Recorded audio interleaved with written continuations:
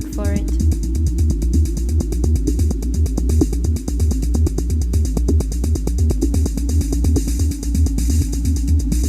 More and more tension.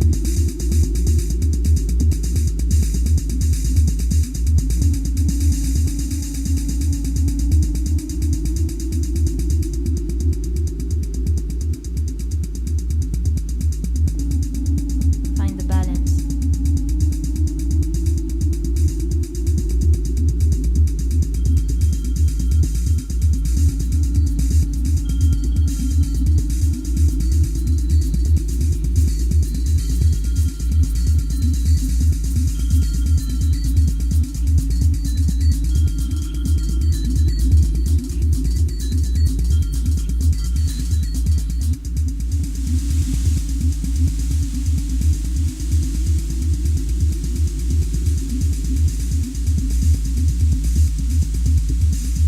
C'est pas l'idée de absolument vouloir aller dans la direction opposée, c'est plutôt de comment donner de l'énergie ou du poids ou de la valeur à ce qui est en train d'être fait, plutôt que d'aller en opposition.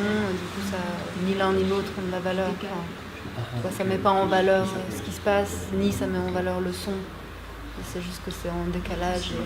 Je sais pas si je l'ai bien interprété, mais hier avec le texte, j'ai senti aussi ces décalages entre ce qui était dit et les mouvements. Par moment, en fait, ça me paraissait intéressant ces décalages qui se créent par moment, quoi. Je sais pas.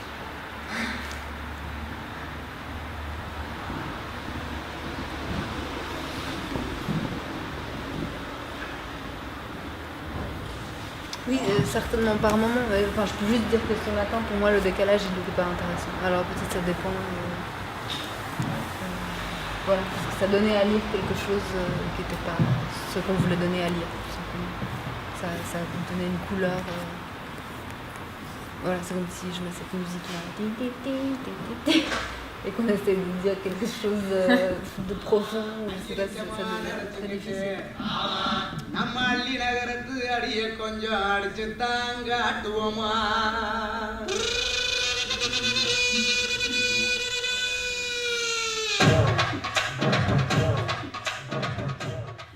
My method. I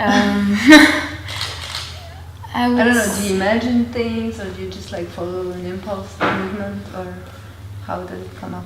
I'm more in the intuition, and then spontaneous things.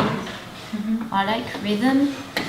I feel much these things, but maybe it's not what it looks like from the outside, but for me it's like this in the inside. I feel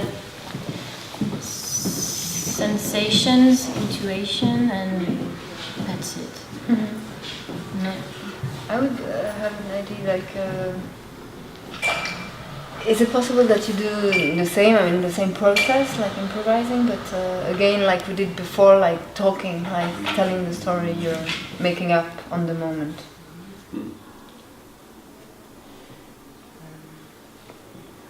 And this is pig in a sign language. Pig. Pig. Pig? Yeah, pig. How did they come to this pig? It's not because I know, like, this is, for example, mother. This is father, like a mustache or something. Father. Yeah. Mother. Mother and father. Mother, father, and pig. I thought like it's a search for a road, and is there a road or not? Something like tender or something. Like maybe. Struck. They are all like flowers. I see them. They are all like very smelly flowers. Yeah, like we feel that it's not stuck to only one circle of language.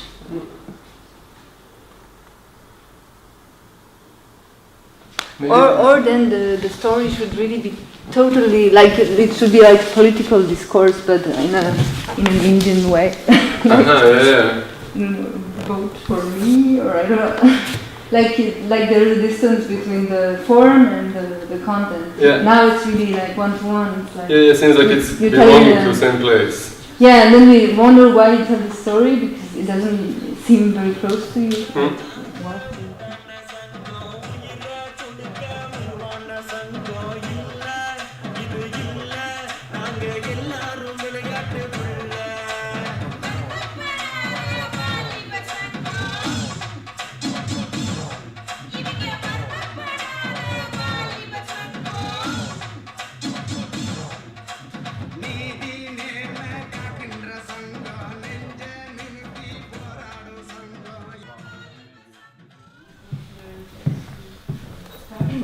L'histoire, raconter des histoires, ça ressort dans beaucoup, même en tant que scientifique, on raconte une histoire dès qu'on écrit quelque chose, même si on résume quelque chose, on raconte notre histoire.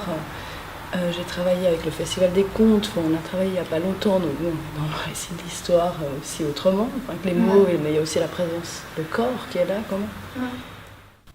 Et oui, enfin, ça résonne juste bien en moi, enfin, je trouve intéressant de pouvoir voir le corps autrement encore. En tant que danseur, on essaie de se rapprocher d'un corps quotidien, de qu'est-ce que... Justement, c'est pour ça que je parle de gestes plutôt que de mouvements, parce que ça redonne un peu une connotation plus un geste, ça peut être un geste quotidien, un geste, lever des bras, c'est déjà un geste. Et qu'est-ce que c'est ça? Est-ce que c'est déjà... Comment est-ce qu'on peut déjà être conscient de ça plutôt que de toujours chercher une sorte de mouvement qui serait spectaculaire ou en dehors de la réalité? Parce que j'entendais, vous recevez, tu disais plusieurs fois, moi je sens là, tu as dit à un moment, si on me dit, si on juge trop ce que j'ai fait, je le ressens, puis ça ferme. Il y a quelque chose aussi très physique, qui est presque plus explicite que d'expliquer avec les mots qu'est-ce que c'est de juger. Finalement, on juge tous quelque part, mais ne pas sanctionner, ne pas... Je sais pas, voilà. Bon, là, c'est surtout un outil, c'est une pratique qu'on a fait ce matin qui s'appelle Authentic Movement Practice. Et c'est plutôt une pratique pour justement se mettre dans un état disponible à des choses qui arrivent sans... Parce que justement, dès qu'on est dans le jugement, c'est soit bien, soit mal. Donc ça ferme les choses dans des catégories et il y a beaucoup moins de choses qui sont possibles. Alors que si on ouvre, tout devient possible. Et ça fait que c'est beaucoup plus riche aussi d'un point de vue créatif. Tout à coup, on n'est plus dans c'est intéressant, c'est pas intéressant.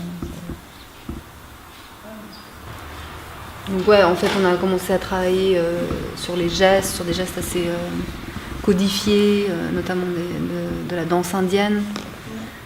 Je m'intéresse à ça en ce moment parce que je reviens d'Inde, donc j'ai été assez fascinée par tous ces mudras en fait, qui ont un sens très très précis, donc, qui font qu'on peut faire une danse et puis en fait c'est une histoire, c'est comme un langage, comme un langage des signes mais qui est vraiment stylisé dans une danse. Qui fait qu'il y a deux fonctions, il y a une fonction esthétique, une danse, et une fonction directe de communication, quelque chose.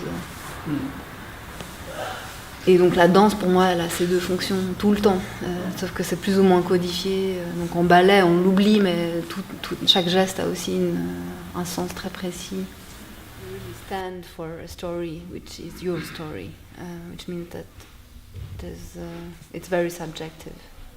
Whereas with this, we are trying to observe without judging, which means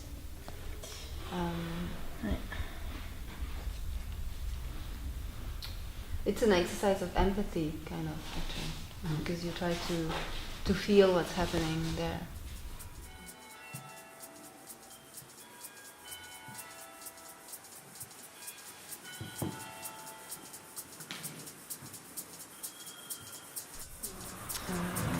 Voilà, comment observer un geste plus au-delà de juste sa fonction ou sa beauté, peut-être voir quelle est l'intention derrière, ou qu'est-ce que...